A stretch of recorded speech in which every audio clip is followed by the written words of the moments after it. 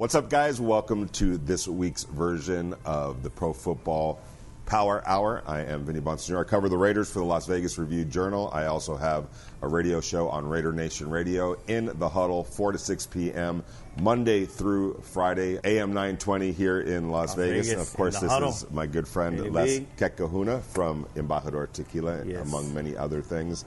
Les, got to get right to it. Tough loss for the Raiders on Monday night. Good team that they're playing on the Los Angeles Chargers. I tried to warn people that this team was legit, and obviously you can't give a team a 21-0 lead. No, like the Raiders it's hard to dig yourself out of the hole on the road. And for the third time in 4 games. It takes a lot out of you. That's an emotionally draining, physically draining proposition that you always have to fight your way back. Plus, you have to be perfect almost from that point on, defensively and offensively. So to come back from that. Right. It was eventually going to bite the Raiders on the butt.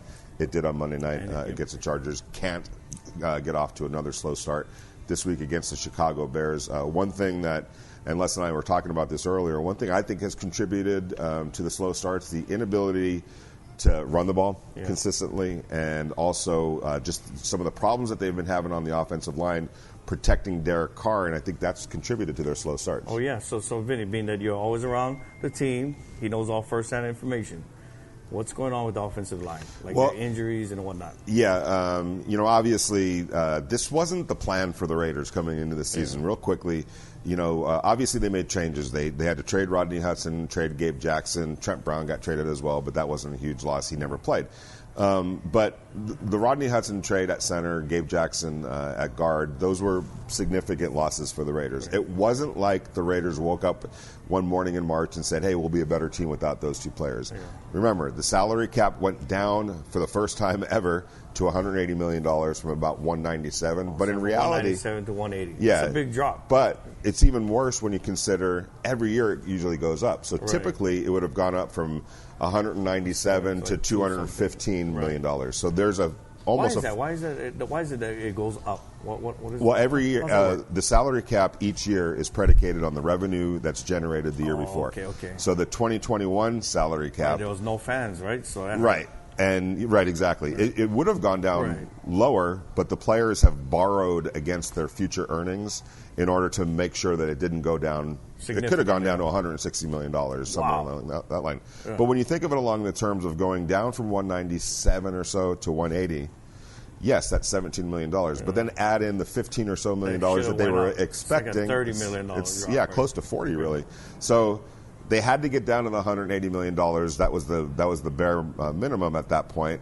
And then they had to create salary cap space because you need to go get Unique Ngakoue and Casey Hayward and all the other players that they brought in. So, yeah, exactly. So, Gabe Jackson and Rodney Hudson, a couple of veteran offensive linemen that were making a lot of money. Signed some of these rookies, too, as well. Yeah, so they had to create salary cap space. So it is what it is. It wasn't anything that the Raiders necessarily wanted to do. I know that for a fact. Nobody wants to lose those 2 players. But the plan was Andre James, the young center, flanked by Richie Incognito on the left side and Denzel Good on the right side. The rookie right tackle, Alex Leatherwood. So you had 2 veterans around the young center and 1 veteran to the left of rookie Alex Leatherwood. That all blew up in their face because Denzel Good gets hurt in the first week of the season, first half of the first week, to a season-ending knee injury, and Richie Incognito gets hurt in mid-August practicing against the Rams. We haven't seen him since. So all of a sudden, those 2 veteran players that were going to be alongside Andre James and in between James and Leatherwood now become John Simpson, who has all of 6 games under his belt, second-year player from Clemson, and Jermaine Illuminor, who the Raiders signed on September 5th, about a week before the season opener, not long before the season. It wasn't here in OTAs, wasn't here in training camp. Wasn't able to build that chemistry. Not trying to make excuses. No, that's the facts. Those are legitimate explanations. So it's obviously been a struggle for the Raiders inside, especially.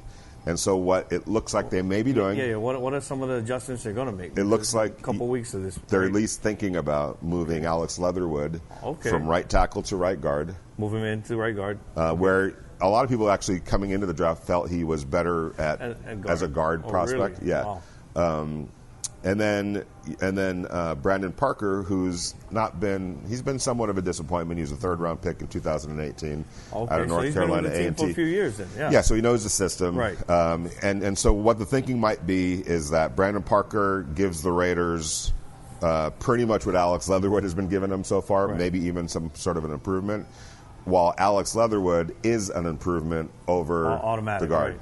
So they're trying to, as Greg Olson, the offensive coordinator, explained to us this week, they're just trying to find the best 5 players right now. My best 5 talented guys on the field at once. So. Exactly, and a lot of it has to do with the fact that they were just throwing a major curveball at guard to start the season. Okay, so what does it look like potentially the starting 5 offensive linemen? From left to right, it would be Colton Miller. This week, what we could expect. John Simpson. Colton Miller, John Simpson. Andre James. Alex Leatherwood. Brandon Parker. And, maybe, that's a lot of size now on that right side. Brandon Parker's 6'8" or so. Well over 300 pounds, and maybe the combination of him and Alex Leatherwood, he's actually grading out fairly well as a run blocker at tackle.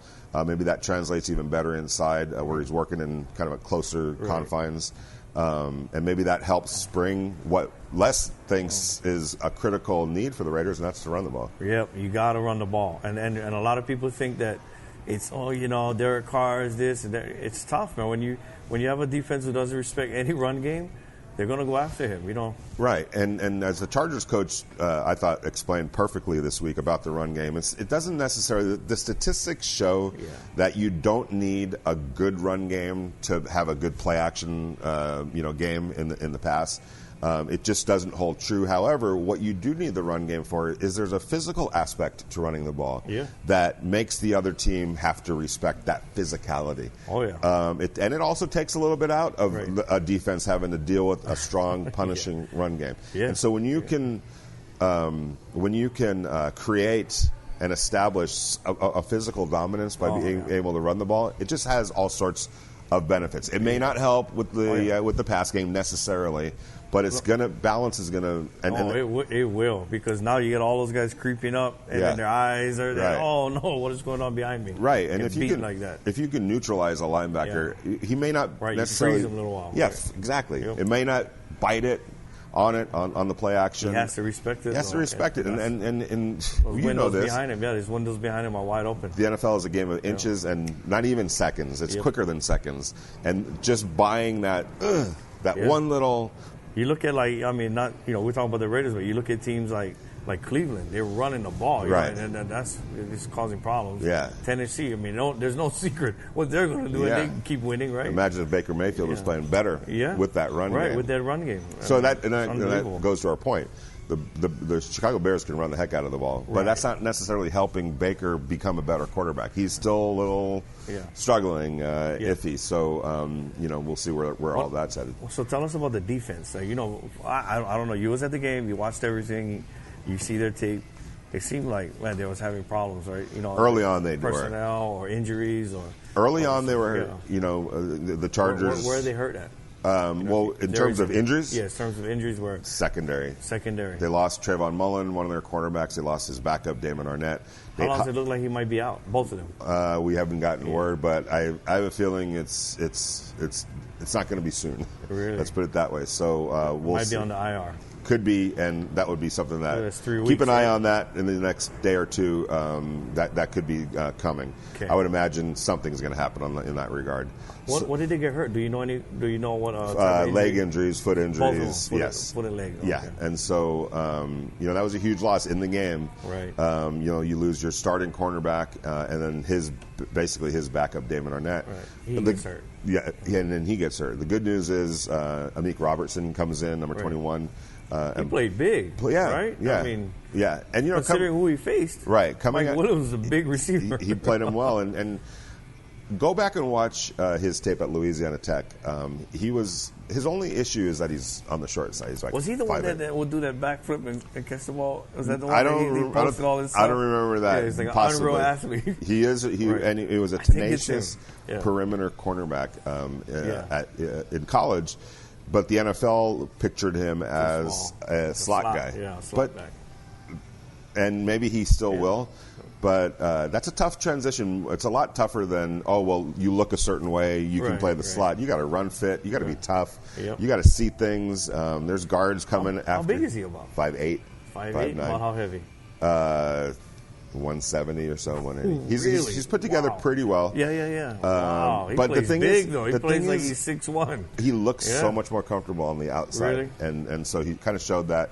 So we'll see if he's. So they're going to keep Hobbs. I don't know. Inside. I don't know. That.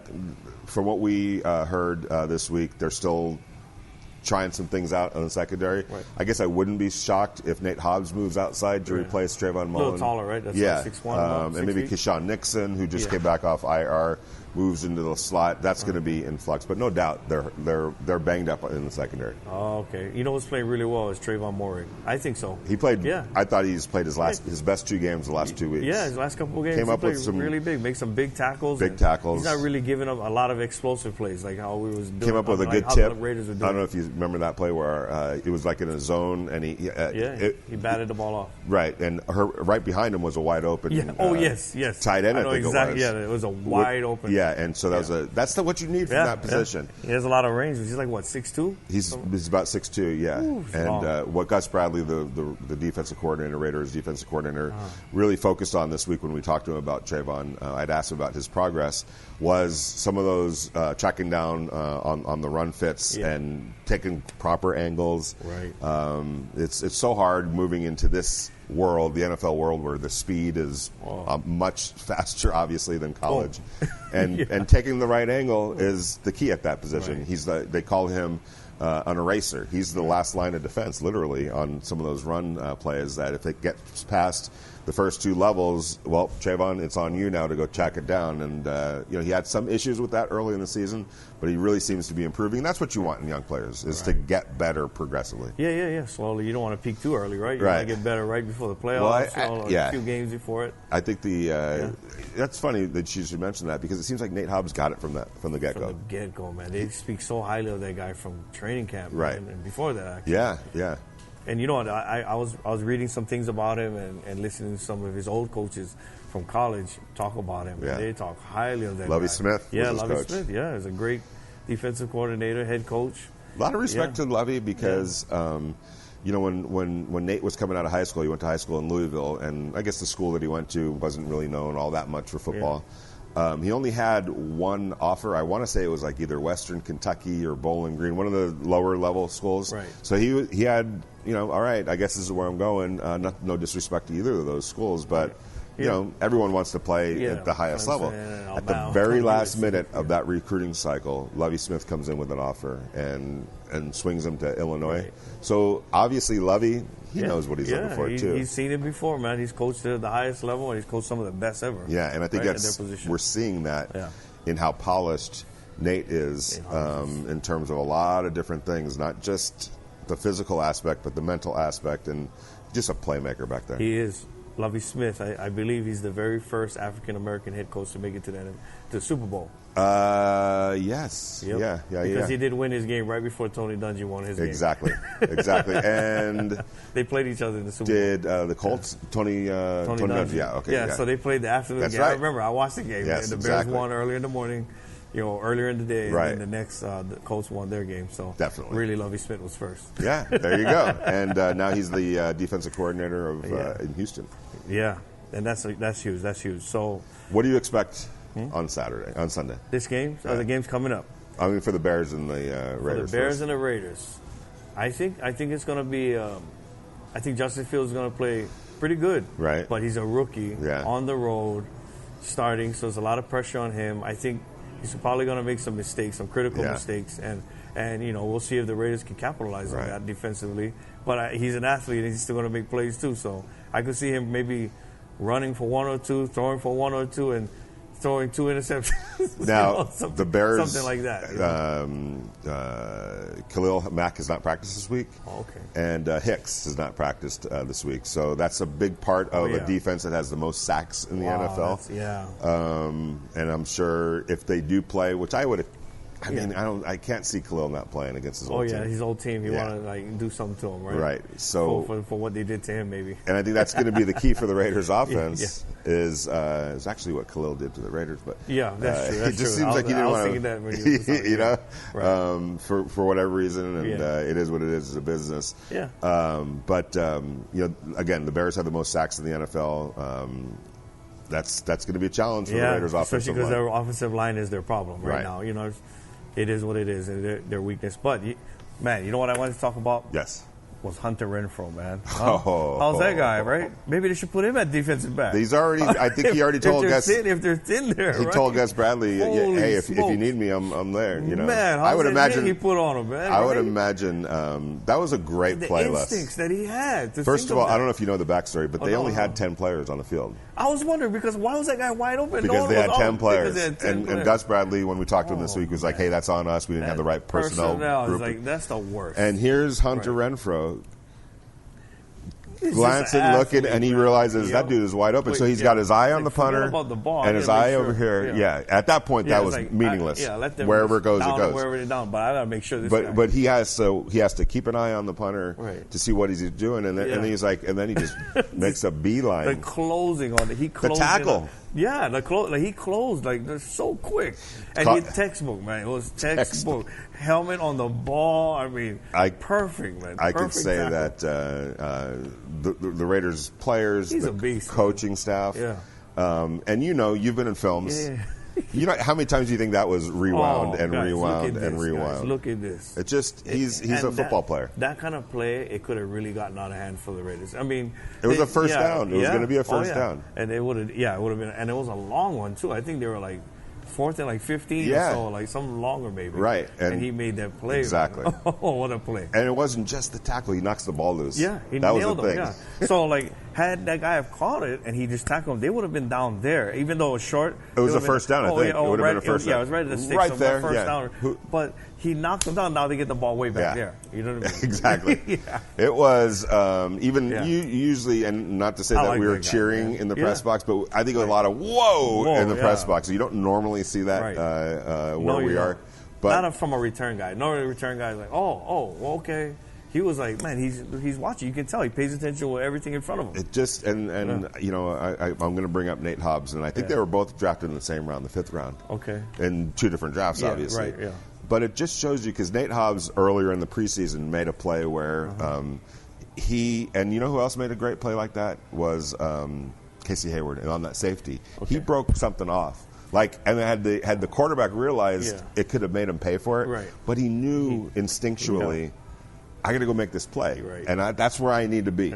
Hobbs did it on an interception against the Rams, where he just he made a football play. He's just like, I got to be over here, not here, because this is where the ball's going. Yep. And that's exactly what Hunter did. Sometimes, and I know you're taught to do things and to be in a certain place, and you have your responsibility, but sometimes you have to understand what your instincts are telling you and act on them, and that's exactly what Hunter Renfrow did. And you know what I've noticed too is that I'm sure, the NFL coaches have noticed this, but they've been really keen on taking him away. Yeah. Especially on the big downs, like the third downs, going for it on 4th down, whatever it may be. Like every play's a big play, but you know what I mean. And totally. They bracket him. Yeah. They do a lot of things. Have you seen that? Yes, and it opens things up now for Darren Waller. Right. And so what do you see them doing? You think maybe because they're really trying to focus on taking in more opponents? Well, I think if you give Derek Carr enough time, he's going to figure out where the open guy is. I give Derek Carr a lot of credit for that because he's kind of like that point guard quarterback mentality. And he's smart and he processes it really quick. But like any quarterback, you need time to be able to go through your reads and go through your checks and figure it out where to get the ball. But I think if that's what a defense is going to try to do, the Raiders have so many skill players between Waller, obviously Hunter Renfrow, but if he's being bracketed and taken out, Brian Edwards, Henry Ruggs, Foster Moreau as well. But I think Derek Carr, with enough time, is going to make teams pay for making that kind of a choice. Oh, okay. So, do you want to go any of these games? Yeah, let's go. Let's see. Who do you see pick 3 teams that you think are just gonna win. Name them. Okay, you have the Jets at Atlanta. Jets. You like the Jets? Okay. Yeah, I think they're on a little bit of a roll. Okay. Yeah, you're right. A big game, right? They won a big game. Atlanta's a really bad team. Yeah. Pats at Texans. Patriots, definitely. Patriots are gonna go. They're gonna win. Lions at the Vikings. Minnesota. Eagles at Panthers. Panthers. Ooh, you don't think the Eagles might surprise them? No. No ways? Yeah, by the way, we'll get to the Chiefs here in a second, but how many points did the Eagles score on the Chiefs last week? Like 30 or something like that? Yeah, they put up 30. Okay. 31, I believe it was. Okay, now let's reverse to when the Eagles played the Cowboys.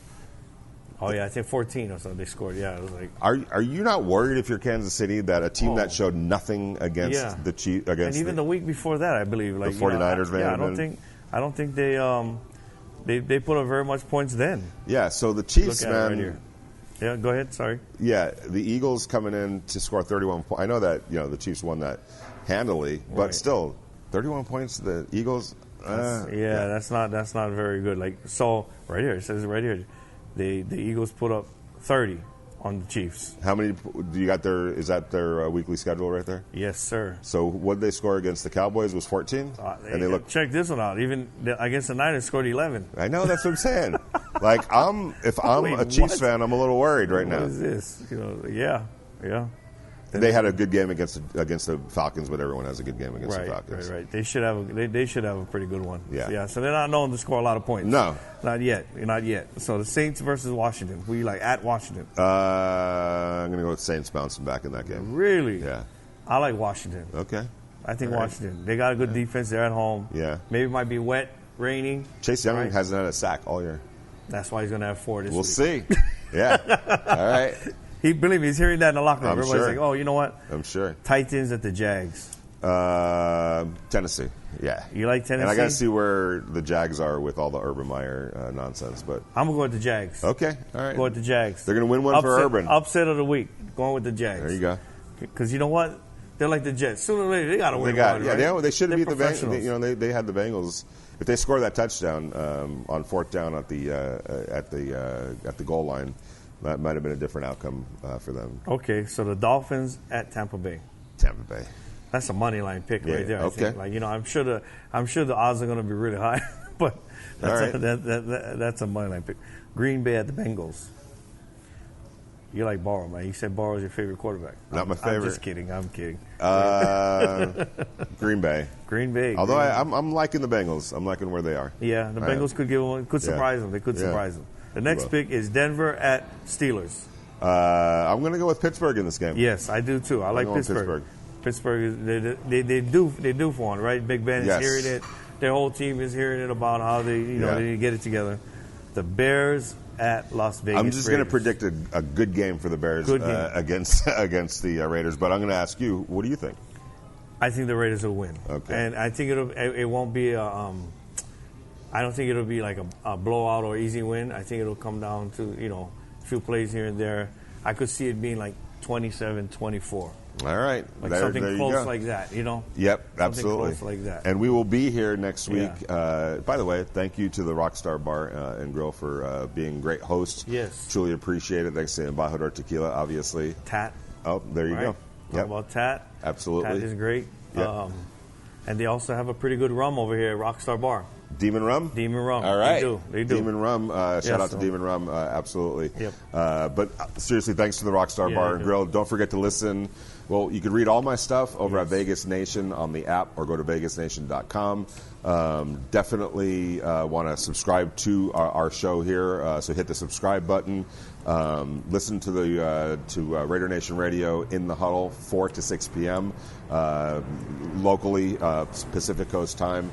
And if you're in town on Saturday, come join us here at the Rockstar Bar and Grill. 5 p.m. till whenever, as the day before the Raiders host the Chicago Bears. Yes, and there's going to be live entertainment. Yep. DJ, and it's running till I believe at like 10 p.m. There's another live band that come on at night. So join us there. Enjoy the game. If you don't get out here to Las Vegas, we will talk to you guys next week. There you go.